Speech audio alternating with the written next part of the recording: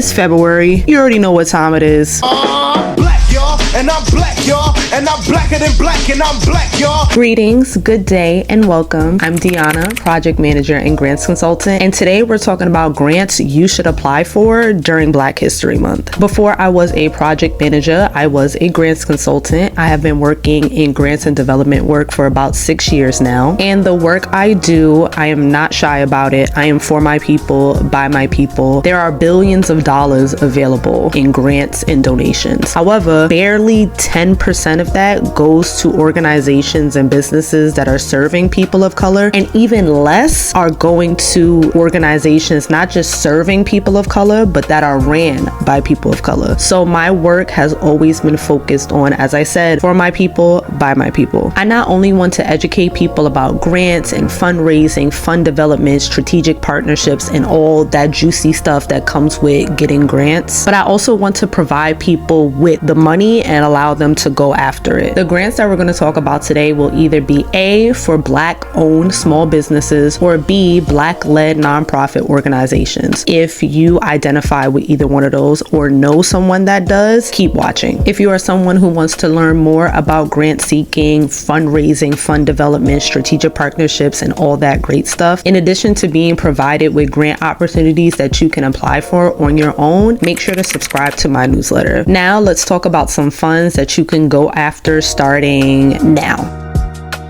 If you couldn't tell, I'm a Black woman. I have been blessed and graced to be a Black woman. Special shout out to Black women. Naturally, I had to start this off with something for my girls, and this is the Black Girls Ventures Pitch Program. This program has been deemed to not really have the traditional pitch experience. It is a crowd-funded pitch competition in which you are provided coaching from entrepreneurs, in addition to being connected to a community of professionals as you journey through this pitch program. It being crowd-funded, this means that the audience is allowed to donate and vote how they please. However, at the end of this, the winner is determined by not how much money you receive, but how many votes you got. Meaning that if you only raised, let's say, $1,000, but you got 1,000 votes versus somebody who raised $100,000 but only got like 5 votes, the $1,000 votes person wins. This pitch competition is currently open and you can apply today. Running! Better start running!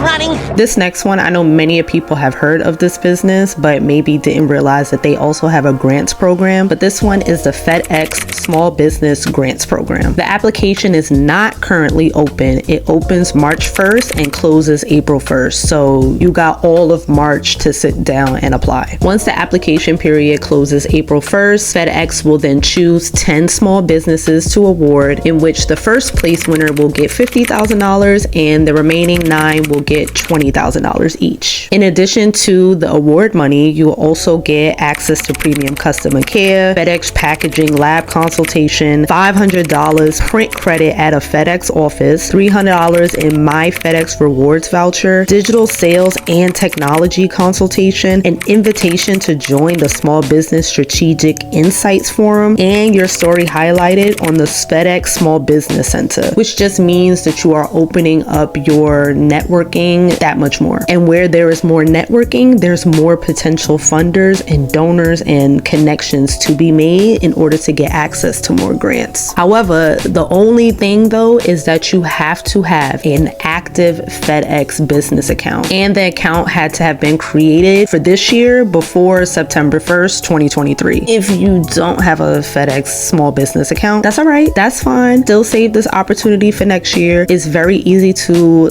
set up that account and have that. And once you have that set up, that's just more money that you will have access to in 2025. If you have your small business account with FedEx already, you can apply starting March 1st. This is a grant program that is annual. So if you miss this year, you have next year and the year after that and the year after that. This is the song that doesn't end. Another very popular brand, and it has saved my feet in heels plenty of times. I don't know, my mom says heels are instruments of torture. It's a piece of cake, Mark, and It's the Dr. Scholl's Foundation grant. This one is currently open and will be closing March 1st. So you have until right now, until March 1st to apply. I'm late for a very important date. However, this first stage of funding, you will not be submitting a full grant application. You will be submitting something called a letter of intent or a letter of inquiry. If you don't know what that is, stay tuned. We are going to talk about this another day. But basically, a LOI is like a mini proposal. So if you have a very lengthy, grants proposal in the cut, a LOI, you're going to have to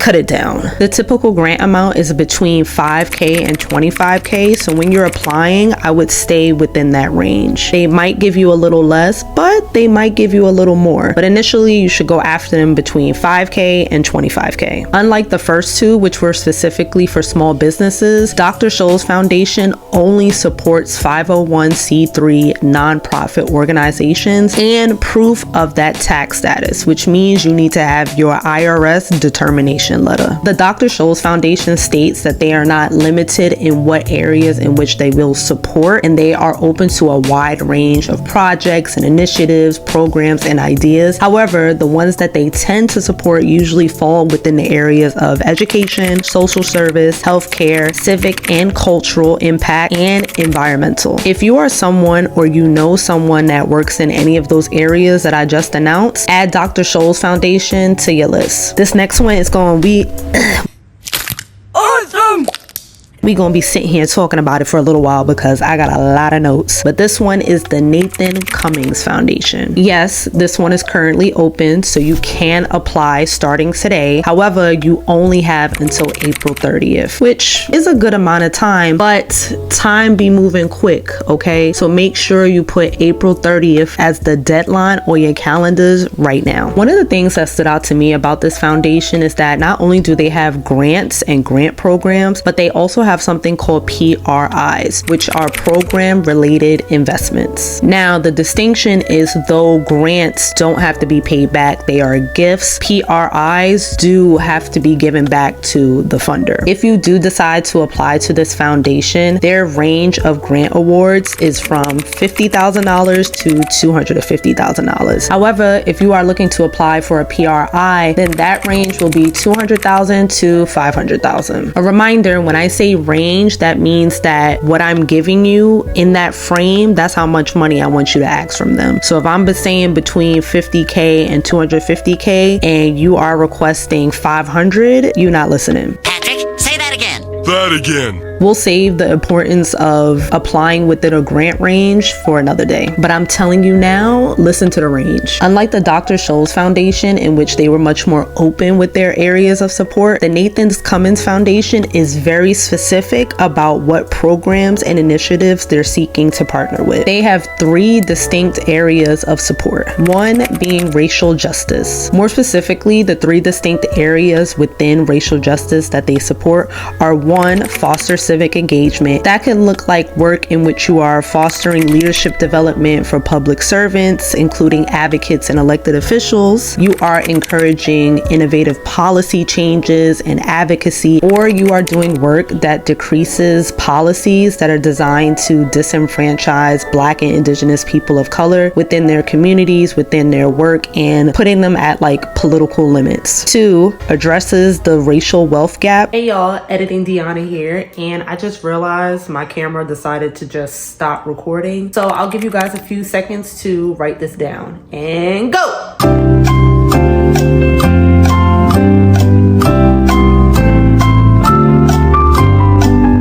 Or 3, combat racism and oppression. Yes, I am back.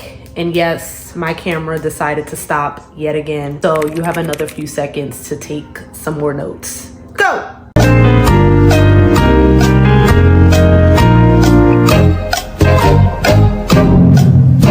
Area of support number 2 is economic justice. The 3 pillars under here are: first, fostering systemic economic security. That could look like programs designed to increase workers' ability to fight for higher pay. Your work is contributing to programs or initiatives that allow low to moderate income people to have enough money to meet their monthly expenses and just live a healthy and fruitful life. Or address in a way these like massive public and private corporations and companies go about economic insecurity as a whole. Pillar 2 is increase access to capital, which means you have initiatives or programs that fosters increased access to capital for women or people of color, aka minorities. You have programs that allow Black people and other people of color to have better access to capital, to loans, lines of credit, investment dollars, just better access to capital in order to fuel their endeavors and to fuel their businesses and best practices. And the last pillar is combats monopoly power. This can look like programs that increases competition in key industries such as energy, agriculture, healthcare, finance, retail, technology, etc. You can have an initiative that increases the visibility of how much corporate plays in our political system, or you can have something that works to make sure that corporations and that these big bosses are staying in check and treating their employees as they should. Their last area of support is environmental justice. These 3 pillars are: first, addresses environmental harms.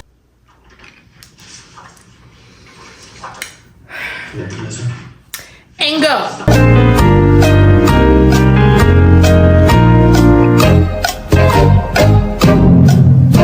Pillar 2 is that your work creates inclusive participation in the green economy, which means that you have programming that is contributing to the green economy, that you are building opportunities for others to participate in having green energy and just taking care of our planet much better. Or you have an initiative that amplifies the models of economic inclusion and their impact in the green economy transition. Pillar 3 is that your work develops I don't think Patrick knows how to use a book properly.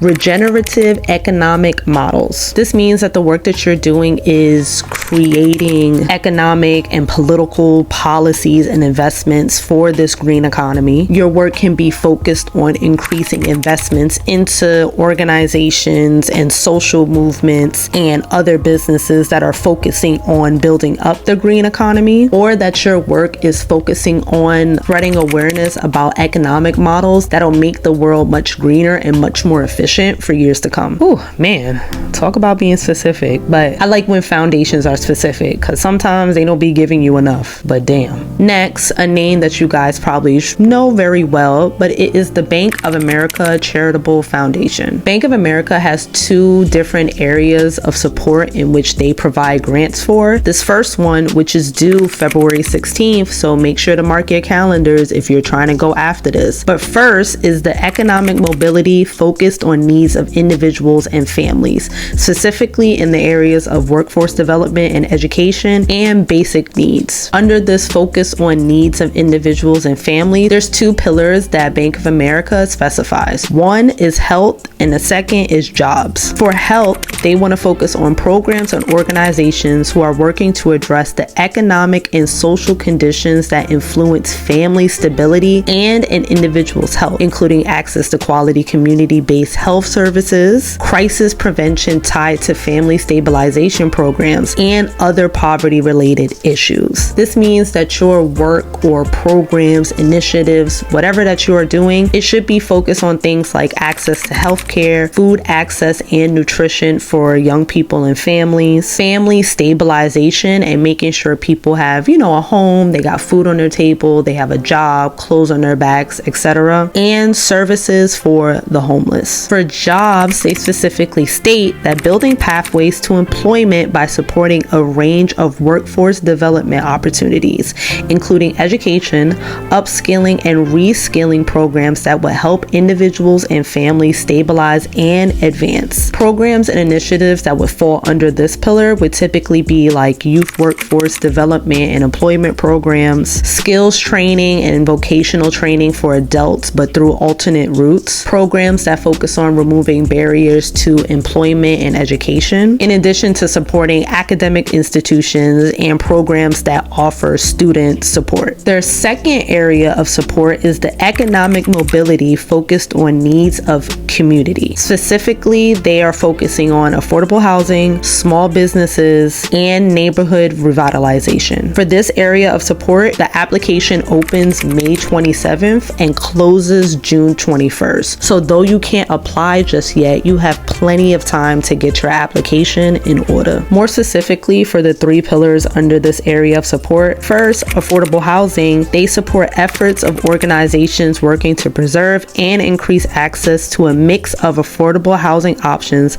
as well as other essential assistance. This means that they are supporting programs and initiatives for housing development. They are supporting minority home ownership programs, in addition to initiatives that are focused on creating pathways to more sustainable housing or home ownership and sustainable development. For small businesses, they specifically state small business resilience, which means that they are focusing on supporting nonprofits, assisting under-resourced entrepreneurs, including women and minority business owners, as they address their short-term needs and help them grow and scale. That means your nonprofit organization is working with either A, women-owned, or B, person of color-owned, minority-owned businesses in order to maintain and sustain their business. This can include things like your organization offers technical assistance, that you provide access to capital. This is also funding that could be given to incubators and accelerator programs, and overall helping these small businesses build operational capacity for longevity. The Bank of America Charitable Foundation typically gives out grant awards that can go as low as $500 but as high as $1 million. And I've seen more than $1 million given, but I guess that's just a case by case thing. But your range is pretty big with them. This next one is very specific about the organizations that they support. However, they are also right to the point. But now we're going to talk about the NBA Foundation. The NBA Foundation states that they are focused on promoting school to career employment opportunities that target Black youth ages 14 to 24 years old. So if the work that you are doing does not directly support Black youth between the ages of 14 to 24, this is not for you. Additionally, they want to make sure that you are also serving, which means that your services are being provided to a minimum of 25 young people. The last few foundations were specifically for nonprofits, but now we're going to switch the gear back to small businesses. And this is entitled the National Black Business Pitch. This is a competition designed to connect Black-owned businesses throughout the country to corporations who seek to expand and diversify their supply chain with new products and services. Their focus is to break down the systematic and systemic barriers that disenfranchise Black small businesses throughout the country. This competition consists of 2 different phases. Phase 1, which closes June 3rd, so yes, you have time to submit an application. But first, they want you to complete an application to submit a capability statement, in addition to a 3-minute video that discusses your business, your initiatives, and what you are doing through your work. Then those applications will be reviewed by judges, in which they will select 30 people to move on to phase 2. If you are invited to phase 2 as one of the 30, you will then be given the challenge of presenting your pitch to a virtual live audience on August 21st. In the conclusion of this, first place gets $10,000, second place gets $5,000, and third place gets $2,500. Last but certainly not least, and it might be my favorite of the bunch, but it's the Impact America Fund. They state, we make early stage investments in tech-driven businesses that create new frameworks of ownership and opportunity within marginalized communities. We also help our founders get traction with institutional investors who often don't have the expertise or lived experience in these communities to appreciate the huge opportunities at hand. And the reason why I say this is probably my favorite of the bunch is because there are, like I said, it's so much money money available. And the only thing that is really restricting people is access and knowledge, which is why you have people like me who is providing the access and sharing the knowledge so people have better access and knowledge to it. I'm rooting for everybody black. I am. Betting on black tonight. And the Impact America Fund is doing exactly that. And we love that. This application is accepted on something called a rolling basis, which means you could apply now, you can apply in June, you could apply in October, anytime this year, anytime next year, anytime the year after that, you are welcome to apply. Again, for small businesses, they specifically state we invest in primarily from seed to Series B. We focus on companies that are growing quickly with demonstrated traction in a 1 billion plus market, which means you have to demonstrate that your business has potential to grow, that it is currently growing, that you have a set budget and planned in mind. Like, don't come to them on no half-ass, attempts. Make sure everything that you have shows the impact that you can generate through your business and how far you can really go if you have the proper investments and knowledge to do so. Lastly, they tend to make investments that start at $250K and can range all the way up to $3 million. So the possibilities seem pretty endless. Show me the money. My ultimate goal with sharing and presenting these opportunities is to just create a community of access and knowledge. I have watched businesses and nonprofits crumble, and it's not because of their lack of work, and it's not because they didn't know what they were doing. And I mean, honestly, sometimes that's the case. But what I'm talking about is that they just didn't have access to the knowledge. They didn't have access to the investments and the funding and all the work that comes with working within grants and development. Maybe they're not as fortunate enough to be able to afford a grants consultant or a grant writer, or to have a network in which that they can receive better information on how to grow as a grant seeker. But that's what I'm here for. And that's what I want to create. I want to provide my people with better access to these investments, and knowing that if we just had the funding, we can grow so much better. That's my motivation. That's my ultimate goal. Now I'm about to go transfer these opportunities to my website so people will have continuous access to them. Like I said, if you want access to even more grant opportunities, more knowledge about how to become a better grant seeker, make sure to subscribe to my newsletter. If you haven't done so already, please make sure to subscribe, like, and share with anybody that could benefit from getting some money for their small business or nonprofit organization. As always, thanks for watching, and until next time, bye y'all.